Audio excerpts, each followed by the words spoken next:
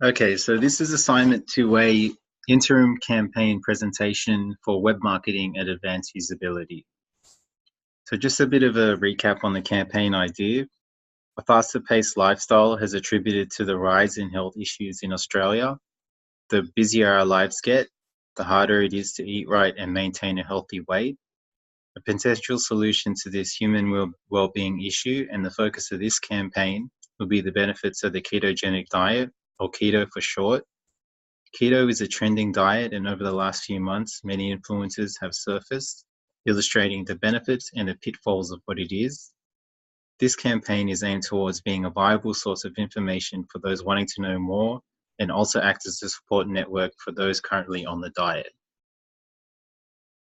So the campaign is slowly gaining traction on social media, thanks in large part to a strong and supportive community which is already present. However, the website is not gaining much visitation. With that said, there is still a lot of potential for the campaign to grow by utilizing paid advertising. Compared to other campaigns, though, I also feel that the Keto Fanatics branding is stronger and more appealing to the target audience. So we're just going to navigate to the website and take a bit of a tour on how it looks.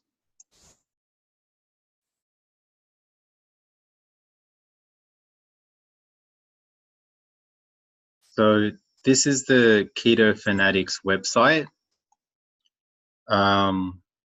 It's simple, clean, and straightforward.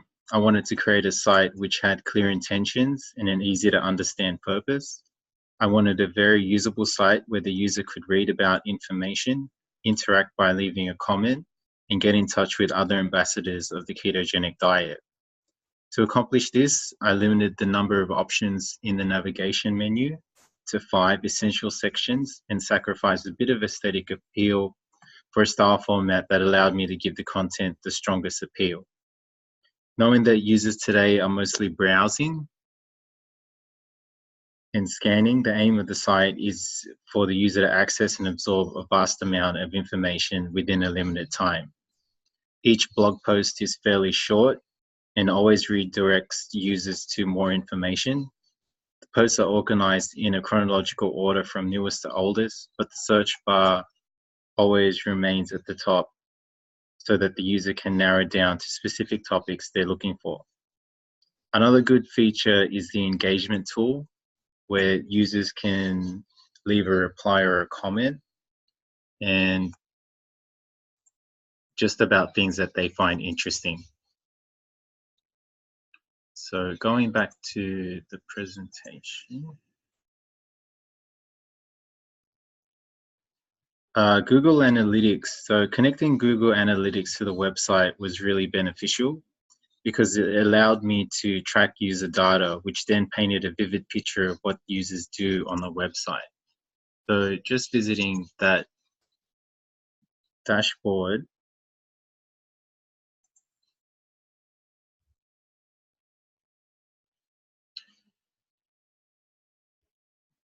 so the number of visitors per day shows us how much traffic is going to the site. So over the last week, you could see this is a good indication of how popular the site is. There's also a section that breaks down here that shows whether they're current or new visitors. Here, the majority of the visitors are new.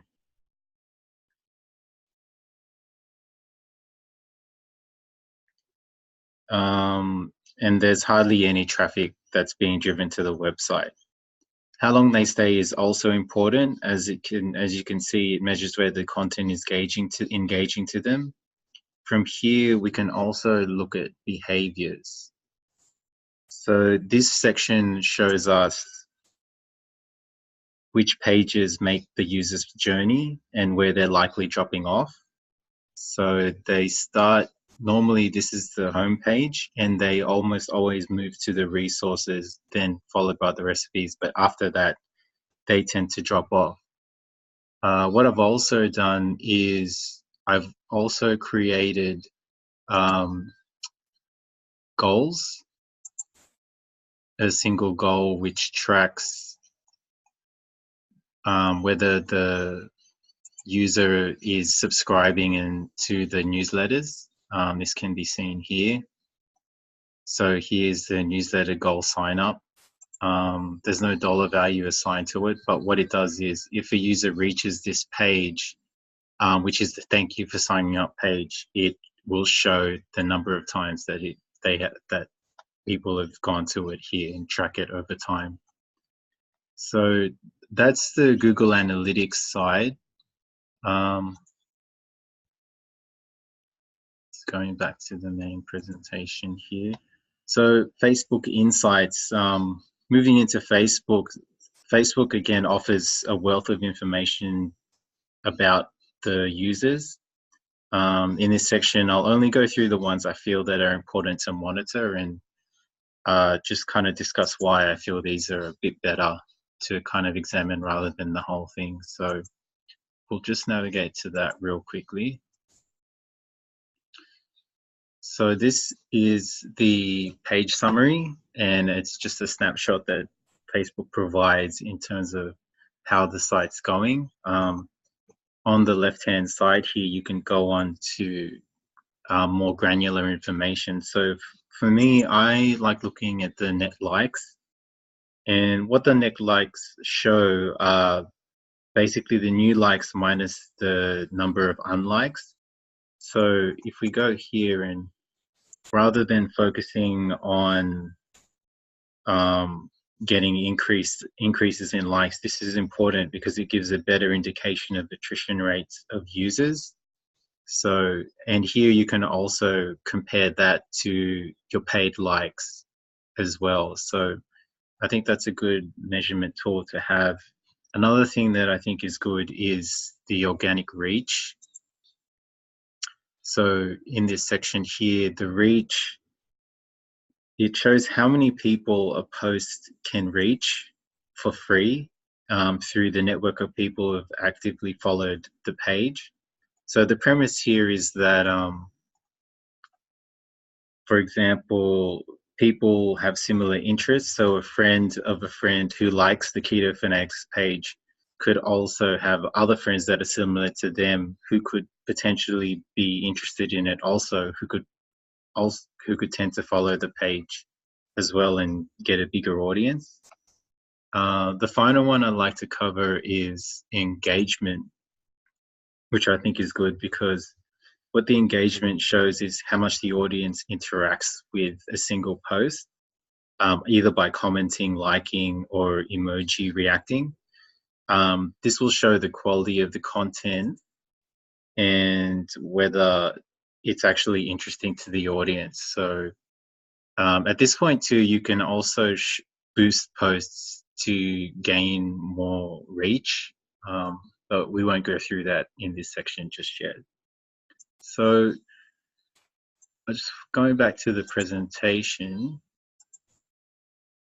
the next section I wanted to highlight is just some campaign improvements. So as mentioned earlier, paid online advertising is a viable option to increase visitation to the website, but I would focus attention on using specific forms like Google banner advertising and display advertising.